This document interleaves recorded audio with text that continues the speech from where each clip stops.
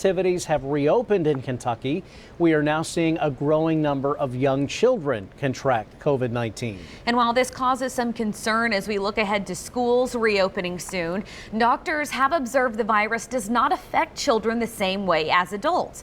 LEX 18's Alex Valverde continues our coronavirus coverage.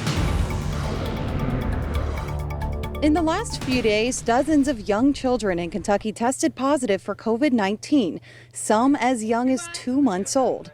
But the way the virus affects children is very different from other illnesses. But thankfully, it hasn't affected children the way it has adults, which is unusual because most viruses like the flu are bad for children. Dr. Raya Streifling, the medical director at UK's General Pediatrics Clinic, says in most cases, children have been asymptomatic.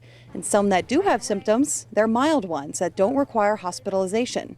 And Dr. Streifling says while it appears children get the virus from adults, it doesn't seem that children spread it to adults or other kids. Strangely enough, we just haven't seen that from kid to kid in like the daycare settings or from the children to the parents. But again, I know those studies are ongoing and we don't know enough now to say for sure. And she encourages parents who get tested because they're concerned they've been exposed to get their kids tested too. They can be tested at any age. Drive-through type setting is more appropriate for probably 5-year-olds and up because they can tolerate sitting in the car and having the test done.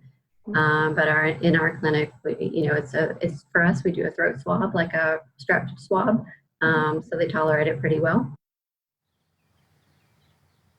And Dr. Streifling also encourages parents to keep up with vaccinations for other viruses like the flu as they start to pop back up in the fall, and bring your kids in for regular checkups. Chris and Claire, back to you.